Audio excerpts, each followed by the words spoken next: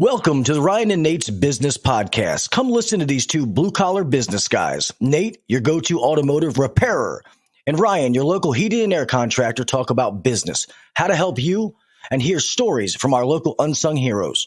Community matters to them, and so does a healthy business. Here's Ryan and Nate.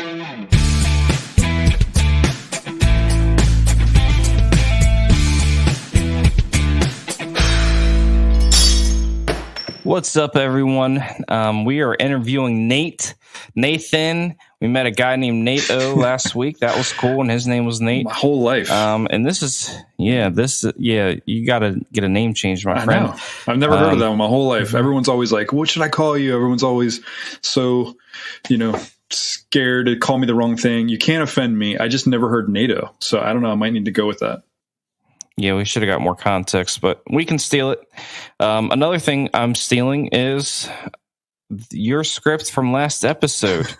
You have this whole beautiful thing written out, and I think it's amazing.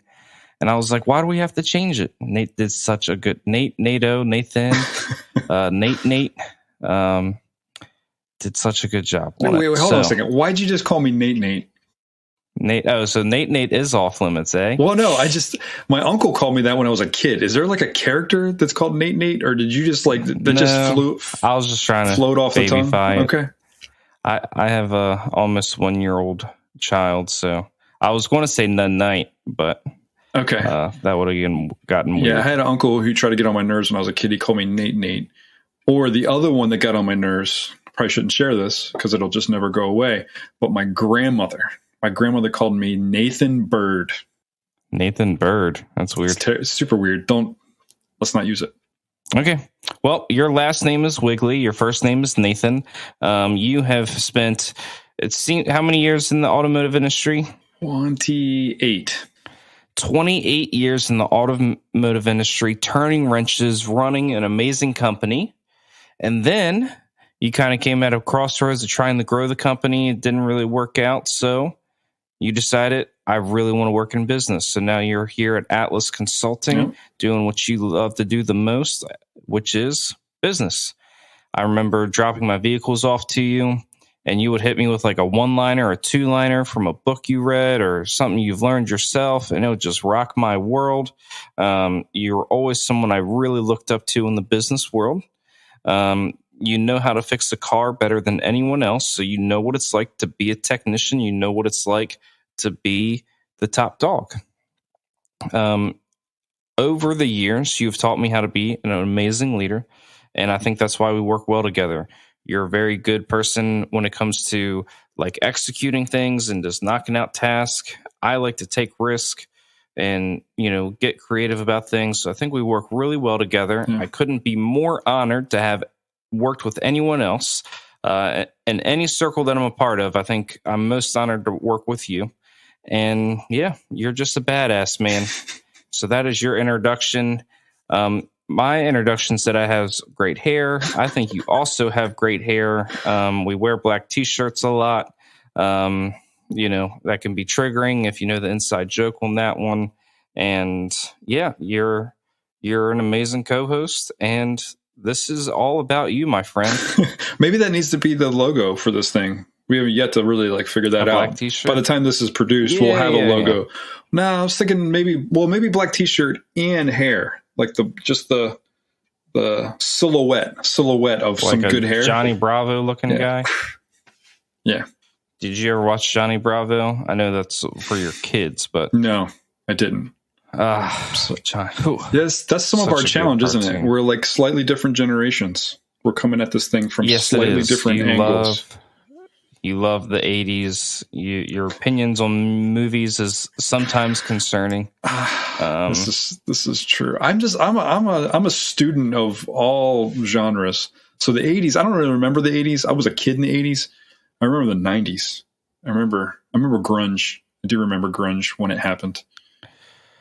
I was blessed I had all older siblings, so I was still allowed to be immersed in things that they were immersed in. And I think that's why I can somewhat make up the gap between us. Okay. I owe it to my older siblings. You didn't know you were being prepared for working with me. It's good. Yep. Yeah. So let's start off with an easy question. What have you failed at recently? So you're really going to do this?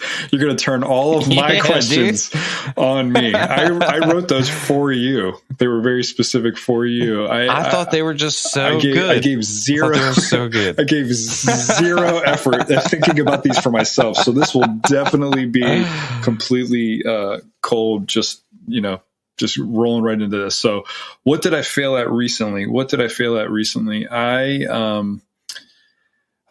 I tried to help my daughter on the ride home from school today with writing a poem. And it's her assignment. She's like, Dad, I need help with this. So on the ride home, we're trying to rhyme words, and I cannot do that. I'm realizing I have absolutely zero ability to rhyme. And she just rolled out. She was like, well, what about this? And it was like amazing. So I think that's parenting is a lot of the angle that I come at this business thing with. And here, I'll go deep. I'll go deep real quick. Just like a parent, like you want to release. Like my job with her in that moment was not necessarily to do the assignment for her. My job was maybe to make her laugh a little bit and then let her do her thing. And that's what happened. And I think that's very much with business is you got to set the stage so other people can shine. And it's not the Nate Wiggly show ever. Yeah, you are a pretty humble guy. Tell me. You see what I just did there, though? I kind of turned around my failure as like, hey, look at this cool, like. Yeah, no, you're good. You're good at communicating, and you're good at articulating too, which I am not. Another reason we work together. There's a lot of opposites between you and I, but I think it's good opposites, and I remind myself of that. Because when I'm being a squirrel and I'm like, oh, did we talk about this? Well, what about this thing? What about this thing? And you're just like writing things down, trying to organize it, and I'm like, I'm sorry. Dude, here's the deal. We laugh a lot together. That's what I've learned over the last couple of months. We laugh a lot together. So that works. I'm sometimes laughing at you, and I know you're laughing at me. So it makes it work. Well, we love what we do. So we help people, and that's amazing. Tell me about your story, Nate. Give me everything. Story. So I'll come at this from the business angle because it's a business podcast. My story is I grew up in automotive. I grew up in the industry. My dad, my dad would give his story as he worked for someone, and that someone decided to retire and move to Florida. And so he got into business running an automotive repair shop, independent repair shop. Which is different than running a dealership big time, because in an independent repair shop, you're working on every make and model, anything could come through the door. So he was working for someone in the mid 80s, and that person decided to retire. And so he was faced with the decision of whether or not to sell the company or find a new job or buy the company.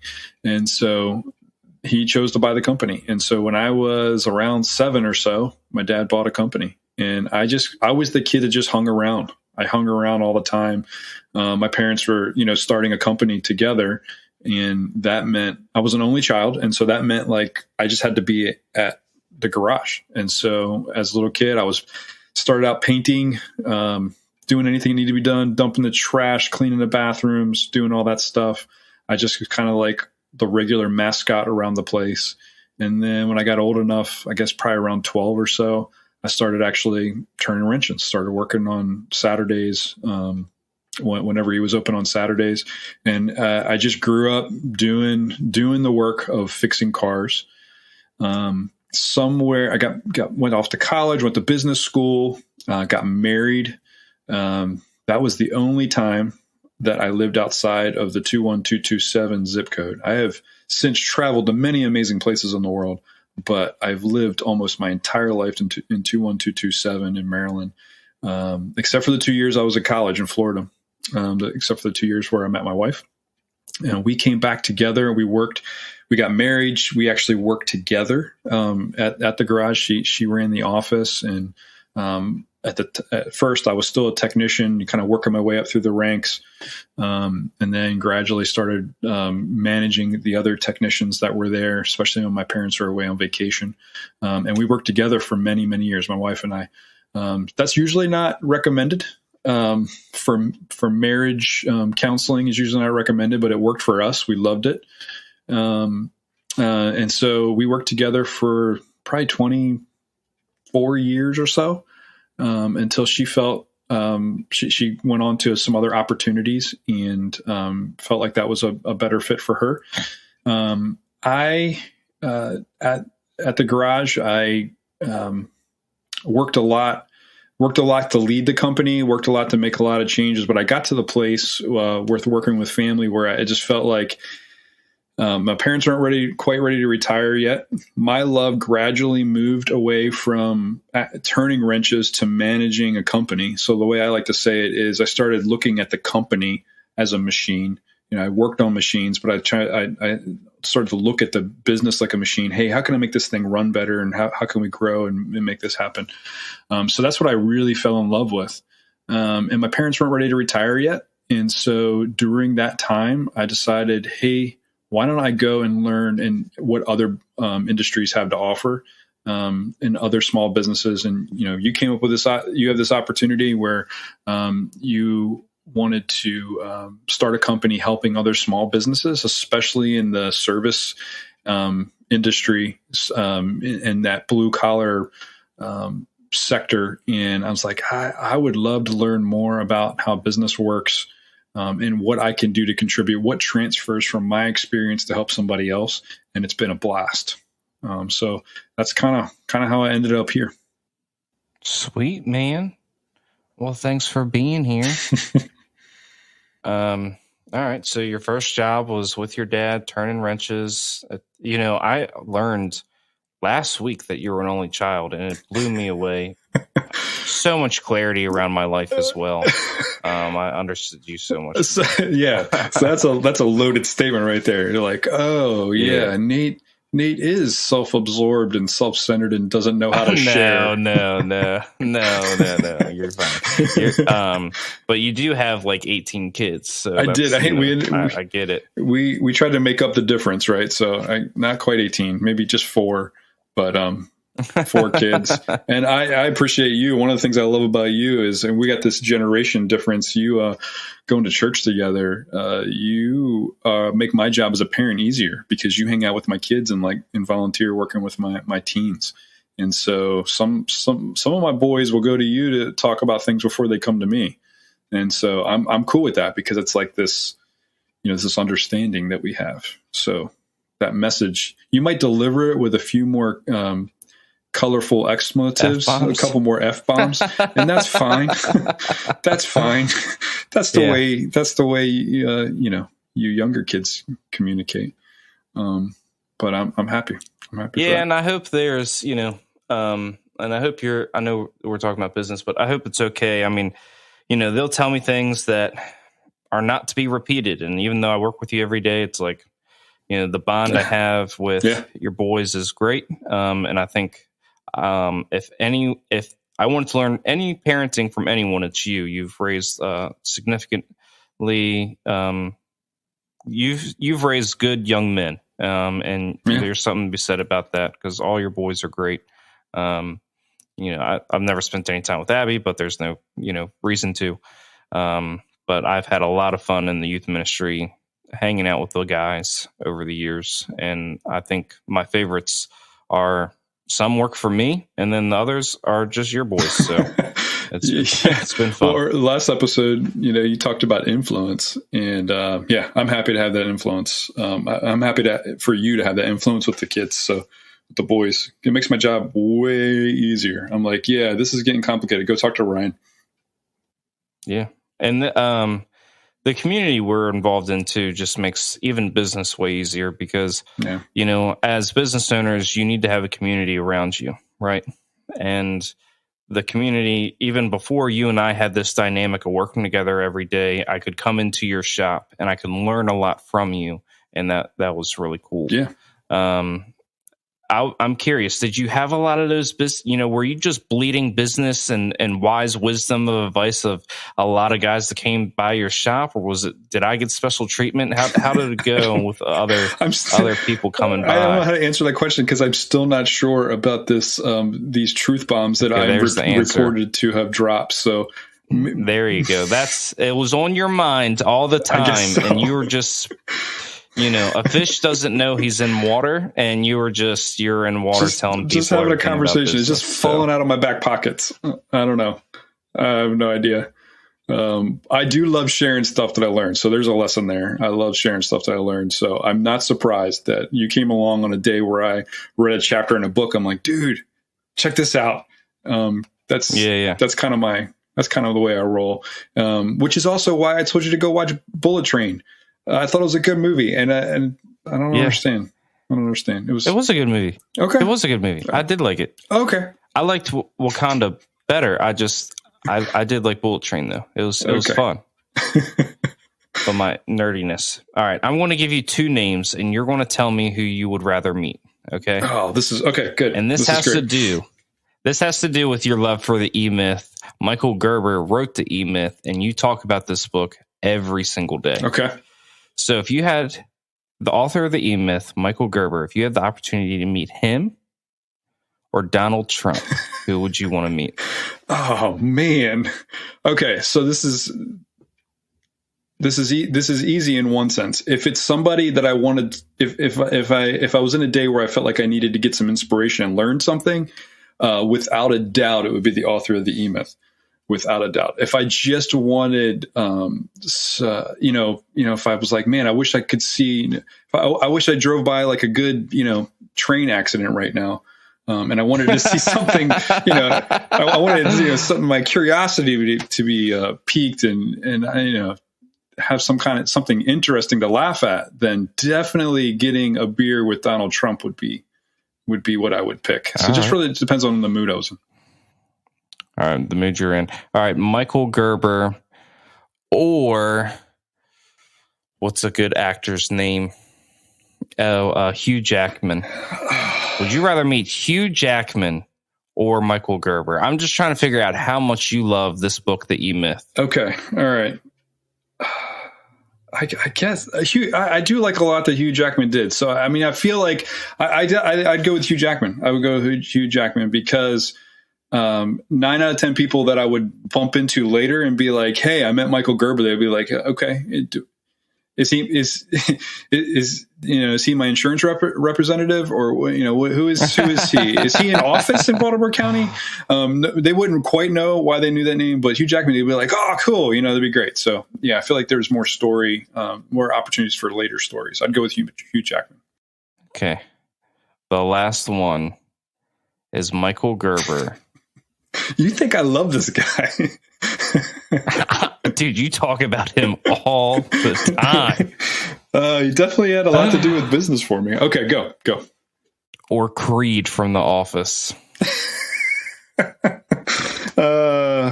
Yeah, I'm pretty sure Creed has nothing to offer me.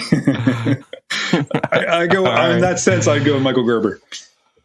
All right, I was just trying to figure out, this whole E-Myth thing. Okay, tell me. You talk about the E-Myth all day, every day.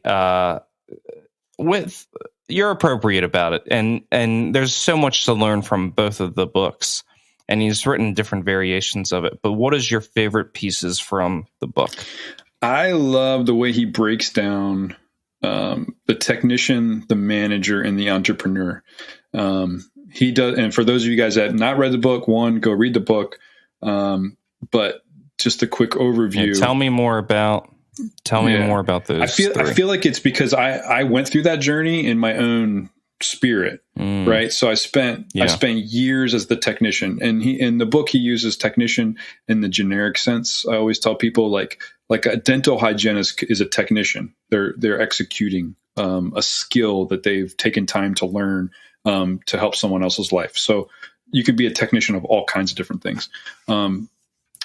So I was a technician, automotive technician, and there's a mindset that goes along with that.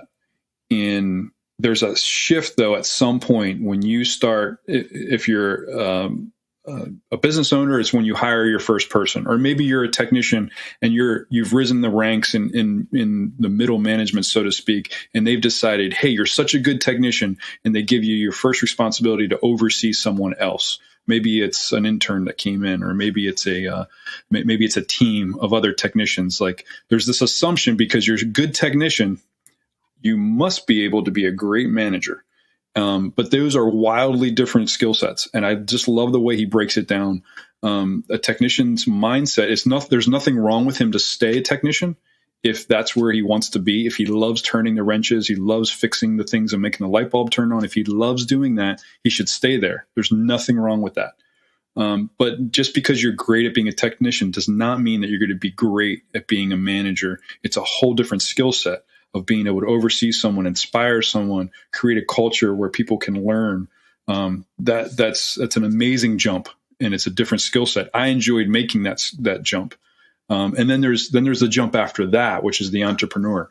And the entrepreneur is the one that shakes things up, the one that is not working in the business, not trying to execute tasks or overseeing the day-to-day, but the entrepreneur is thinking about the future and creating a space for his team to flourish going forward. So I love the way he breaks it down, and it really clicked with me, especially starting as a technician.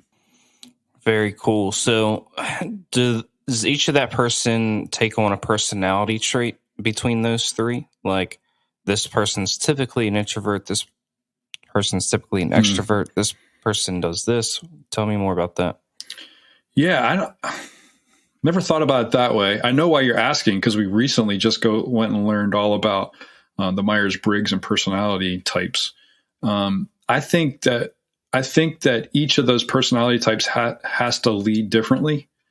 So I've been around great managers that are extroverted, meaning they get energy from other people and they just love it. They love the energy that other people give them, and that they can bounce off of them and how it bounces back and forth. Some people are extroverts and they're great managers. Some of the best managers that I've been around are introverted people. Our first pastor was more introverted that we had. He's a great leader, but he does it in a different way. He did it in a different way. He didn't motivate people all the time by being real personable with them.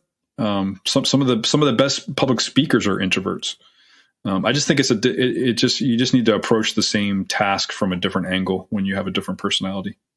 Yeah, from my experience, the introverts in leadership, typically when they show care, it's like it's real deep. Like, it might be a gift basket, like with all your favorite things and like all these, just everything to be wildly personable is in that gift basket or something. Opposed to like what I've seen with extroverted leaders, they're always telling you you're doing a good job and you verbally hear it. And I think the way they communicate care, and we do, at Atlas, we do a whole lesson on care through the 5 love languages and that kind of thing. But I think introverts, what I've seen is they'll care through like gift giving and acts of service, and extroverts will do like words of affirmation, and physical touch, like a lot of high fives, that kind of thing. Yeah, I mean, that I never thought about it. That's great, because I never thought about it that way. But it makes total sense, right? We tend to care for people the way we want to be cared for.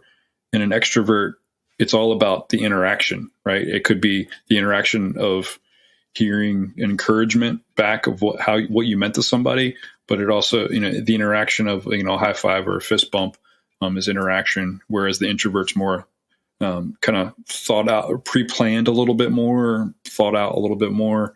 A lot of introverts don't love being called out in public and being told how great a job they did at something. They'd rather just maybe hear it privately, if at all.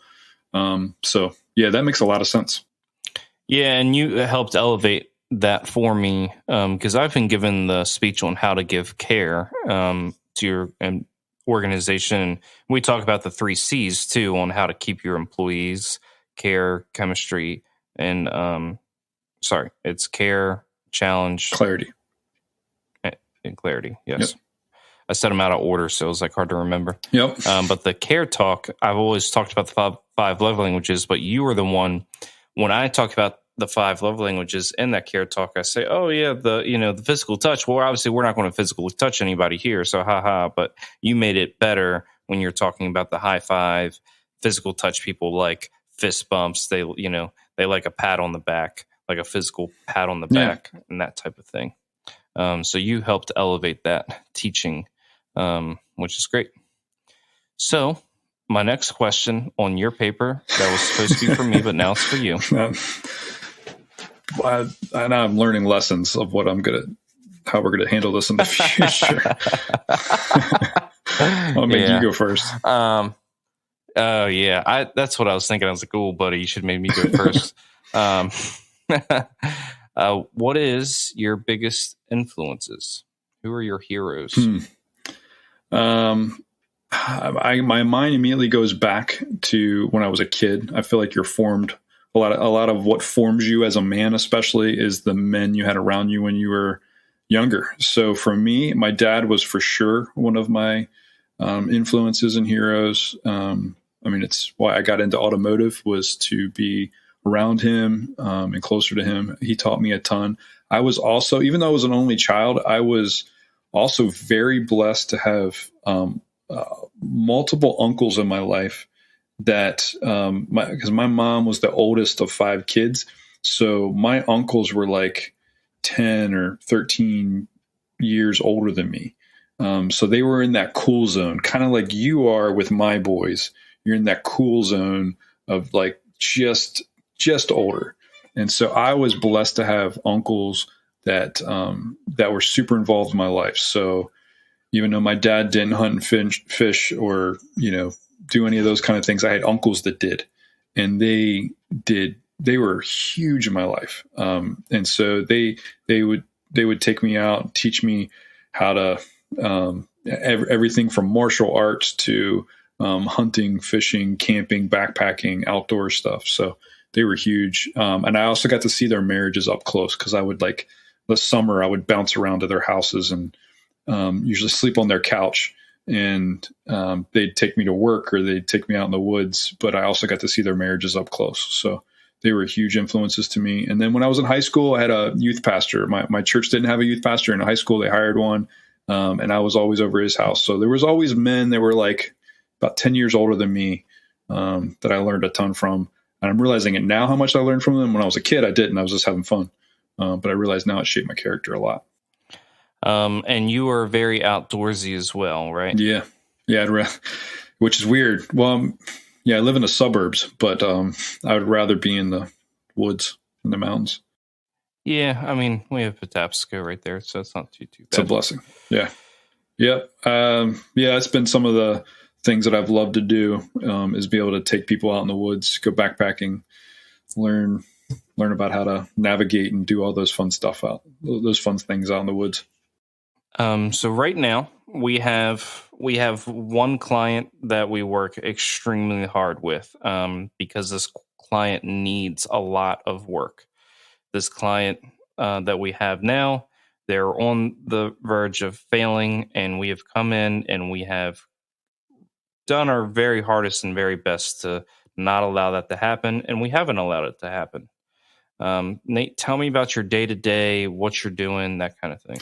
Yeah. Day-to-day is, we break it down, or I think about it in systems and culture, those 2 things. And so day-to-day, it might be being on the phone, hiring someone to help fill a gap in this company, or it might be giving some encouragement to someone that's just taken on some responsibilities. So I'll spend time on the phone with the office manager, as an example, and just letting her know, hey, yep, these are the boundaries that you can draw in order to create the best culture and communication within your team. So giving advice like that, but then the next minute I might be building a spreadsheet to better track a system so that it can be automated. So what I've loved as we've worked with this company is breaking those things down. Hey, how can we help this client with either culture or systems? And from my point of view, I feel like starting with culture oftentimes is what you have to do first. It's not as sexy to start there, because a lot of times when you see problems, you want to go in and like come up with some system to fix it. You might want to start firing people or hiring people to make it happen real quick. But the slower way, that I find is oftentimes the better, more longer lasting way is to work with culture and creating open dialogue where there wasn't before, to give someone, get someone in the right seat on the bus so that they're contributing to the team, getting the team looking out at the world instead of inward and blaming each other when something goes wrong. Those kind of things. Sweet.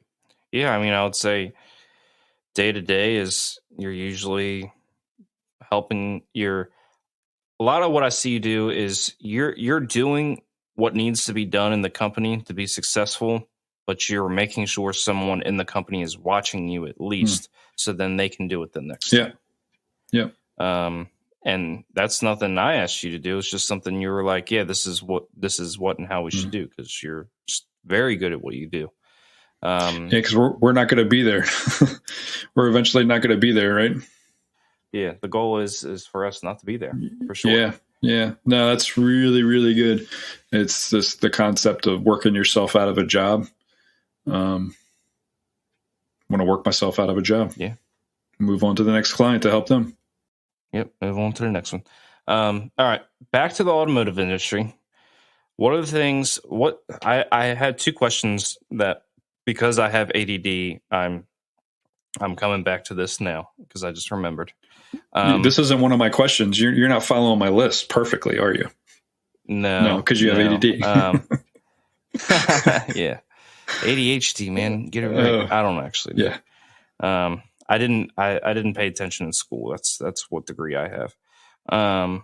So the automotive industry, what you said? Oh, I work in a private. You said a private shop, independent repair shop. Yeah, you work at an independent repair shop, not a dealer. You were very like, I'm not a dealer. So nothing wrong with dealers. What's the difference between? Yeah. All right. I'm just saying, I felt it through the screen. What is the difference between a dealer and an independent repair shop? I want to know systematically as a customer coming up to one, but also as a technician. Yeah. Why would a technician work for you, and why would a technician work for a dealer? Okay. I'll start there first. A technician, most of the technicians I know, they have two qualities. They usually love fixing things, and they love cars. So they have a love for cars. So some technicians love working at dealerships because they get to work on the newest and sexiest, best thing that just came off the assembly line. They want to have their hands on the newest technology. And they love it. And maybe they love a certain brand too. Maybe they've come to love, they just love Ford or they love Chevrolet. So they spend all day long, they love working on those. Independents are different. So independents are working on cars once they're a few years old. They're out of warranty. If your car is under warranty, then an independent repair shop can't, you'd have to pay them to fix your car. So they can do, as an independent shop, we worked on a lot of brand new cars, but we were doing maintenance, the stuff that the owner of the car had to pay for. But if there's anything that had to do with recalls or warranty, then it had to go back to the dealer. So the technicians that do really well in independent are ones that are real, as I would say, they're willing to open a can of dew. They just love fixing stuff, and they just don't take no for an answer, and they love problem solving, and they just keep working it until they solve it. And a lot of the guys in the independent shop, because you don't have anything to fall back on. You don't have a corporate, anyone to bail you out. The dealership, when you go to an average dealership, they might have really good techs there, but they also have that safety net of the corporate monster to be able to help them.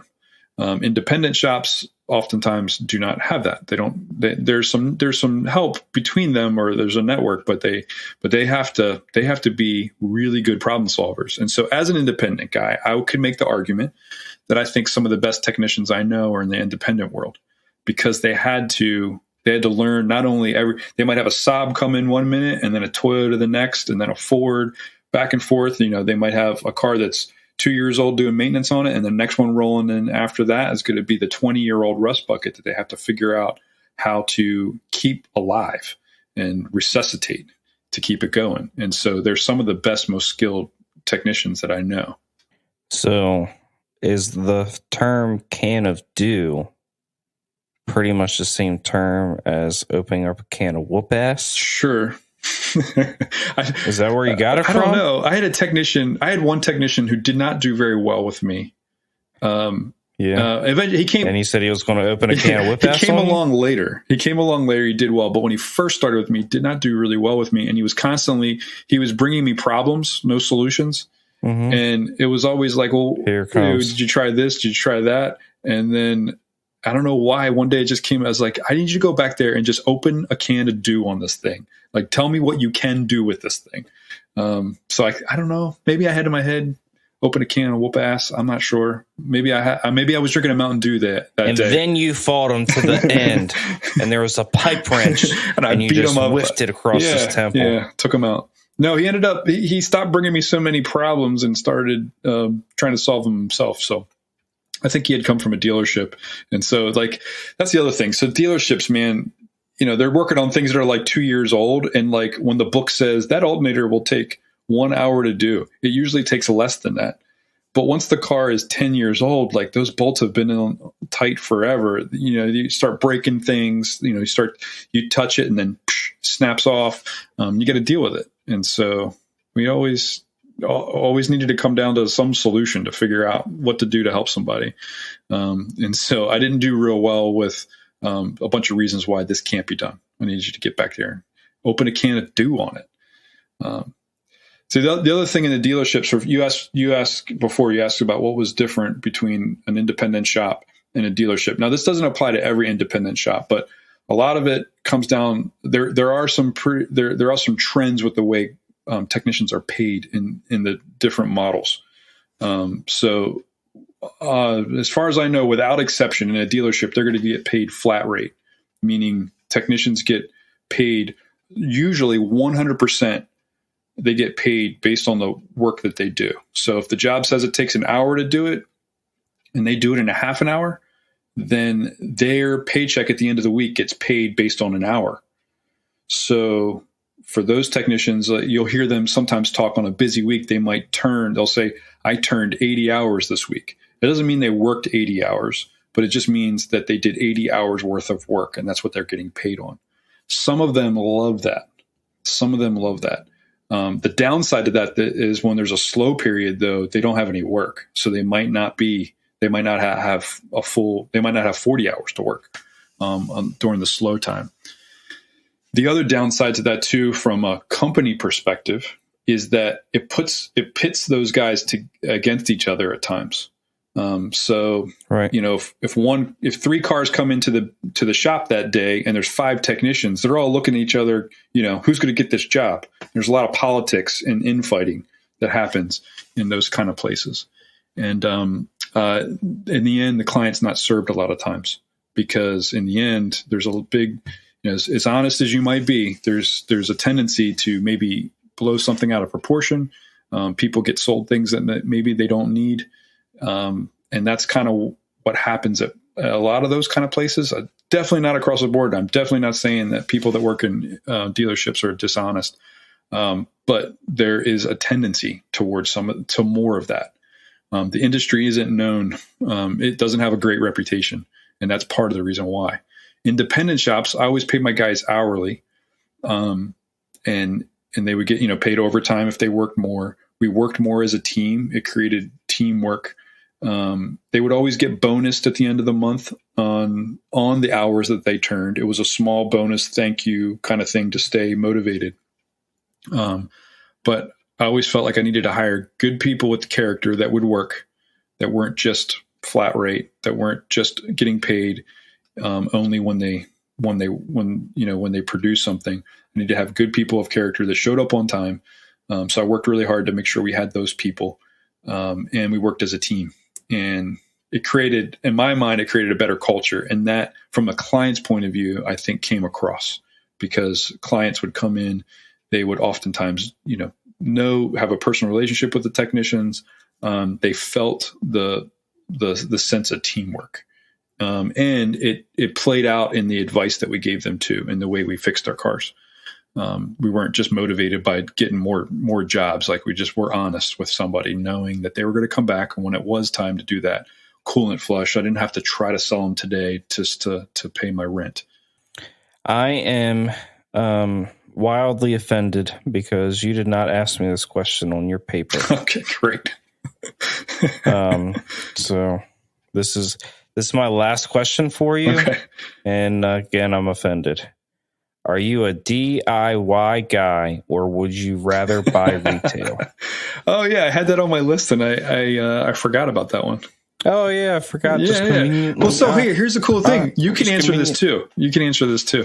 I like that question because it communicates something about the person, whether they're willing to open a can of Dew or not.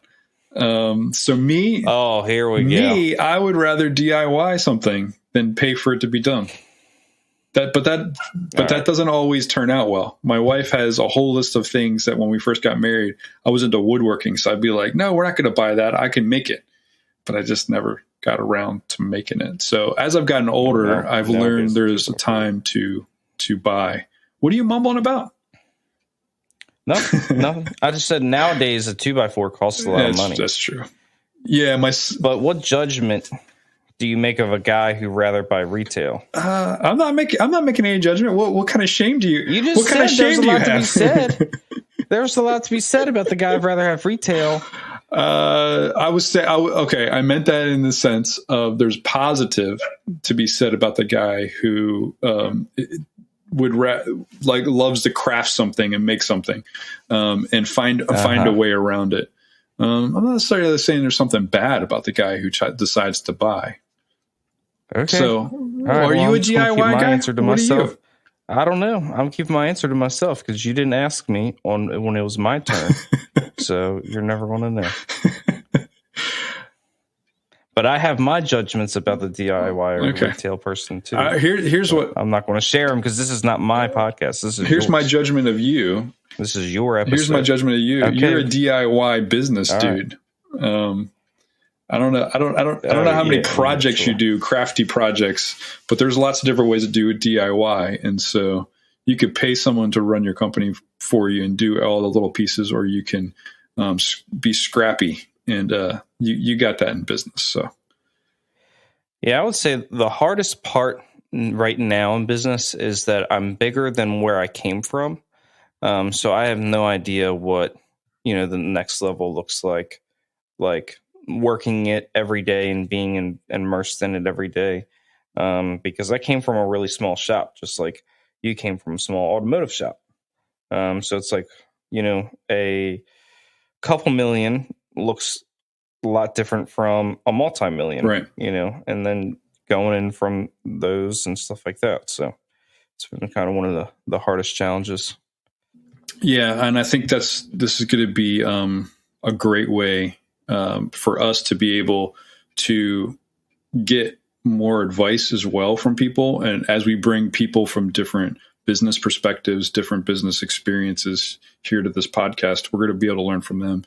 Hopefully they'll be able to learn from us as well. And then whoever listens will be able to learn. And so that's a big principle in life, to be able to hang around people that you can learn from, that have a different aspect or a different perspective. So that'll be good. Yeah. So, Nate, I think so highly of you. You are an amazing person to work with. I can't believe you took the offer, but I learn more from you every day, and you make me better. So thank you for being around. And this podcast was never going to happen without you. And a lot of people are going to become better at it. And that's what we're here to do, to help people become better. So, all right. Thank you, man. All right, I appreciate it.